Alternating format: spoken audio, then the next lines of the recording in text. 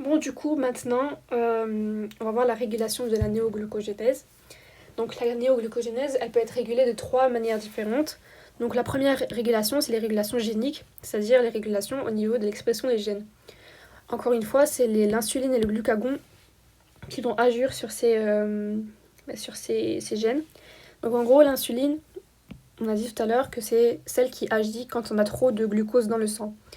Donc, il est logique que l'insuline induit l'expression des gènes codants pour la glycolyse et réprime ceux de la néoglucogénèse. Pourquoi ?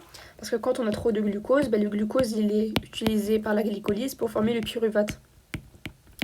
Donc quand on a trop de glucose, il faut qu'on forme de l'ATP. Et le pyruvate, du coup, c'est logique, on utilise le glucose en trop pour former l'ATP. Et du coup, inversement, ça réprime les gènes parce qu'on va pas refaire du glucose si on en a trop. Donc c'est logique que ça réprime les gènes de la néoglucogénèse. Et inversement, le glucose, il réprime les gènes codants pour la glycolyse et induit l'expression des gènes codants pour la néoglucogénèse.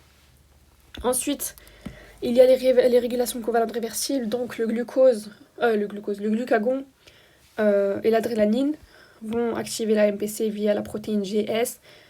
MPC active la PKA et du coup la PKA, qu'est-ce qu'elle fait ? Elle peut phosphoryler la pyruvate kinase. Et quand la pyruvate kinase elle est phosphorylée, elle est inactivée. Donc, inhibition de la glycolyse. Encore une fois, c'est logique. La glycolyse, ça veut faire du pyruvate. Mais si on n'a pas assez de glucose directement, pourquoi on va utiliser le seul glucose qui reste pour faire de l'ATP alors qu'on a besoin du glucose dans le sang ? C'est logique du coup que ça inhibe la glycolyse. Et enfin, il y a les régulations allostériques. Donc les régulations allostériques, elles touchent à peu près chaque enzyme de la néoglucogénèse et de la glycolyse. Donc l'activateur principal de la pyruvate carboxylase, c'est-à-dire l'enzyme qui va ajouter le bicarbonate sur le pyruvate pour former l'oxaloacétate, c'est l'acétyl-CoA. Pourquoi ? Parce que l'acétyl-CoA, il se condense avec l'oxaloacétate pour former le citrate dans le cycle du citrate.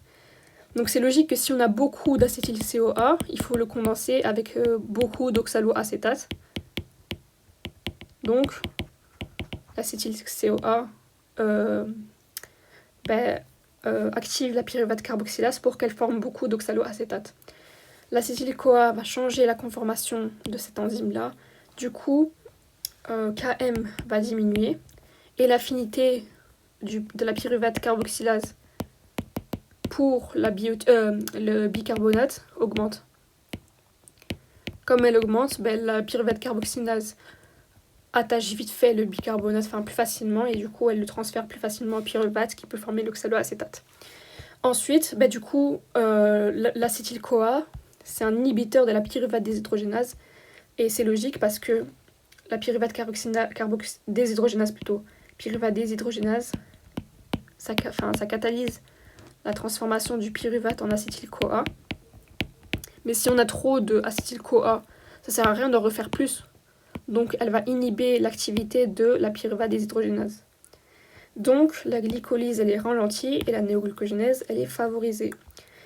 Ensuite pour la phosphofructokinase 1, donc c'est l'enzyme c'est l'enzyme qui caractérise, si je dis pas de c'est glucose 6P. Ouais, c'est ça. Dans la glycolyse, glucose 6P en fructose 6P. Et ça c'est fructose 6P en glucose 6P dans la néoglucogénèse. Les activateurs principaux de la PFK1, c'est l'AMP et l'ADP. Et les inhibiteurs, c'est ATP, et ça je sais pas, citrate. Pourquoi le citrate ?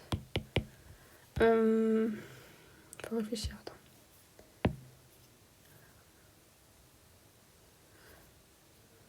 Ouais, du coup, pareil. Glycolyse, c'est glucose, pyruvate. Si on a trop de citrate, Ça sert à rien qu'on fasse du pyruvate puis de l'acétyl-CoA, du coup ça inhibe. Et un activateur de la PFK1, c'est aussi le fructose 2,6-biphosphate. Pour la fructose 1,6-biphosphate, l'activateur principal c'est l'ATP. L'inhibiteur, je sais pas, AMP. Ouais, c'est l'inverse quoi. Et l'inhibiteur principal de la fructose 1,6-biphosphate, c'est le fructose 2,6-biphosphate. Donc le fructose 2,6-biphosphate, il active la glycolyse en stimulant, enfin la PFK1 en stimulant la glycolyse, et il inhibe la fructose 1,6-biphosphate, et du coup il ralentit la néoglucogénèse. Le fructose 2,6-biphosphate, il est synthétisé par la F2,6-BP, FBCBPase, wow frère, PFK2, FB, je raconte la D frère, PFK2, FBPase. Et du coup, FBPase et PFK2, c'est une enzyme bifonctionnelle. Donc en gros, elle a deux activités catalytiques. La première, c'est PFK2. PFK2, ça va synthétiser la fructose 2,6-biphosphate.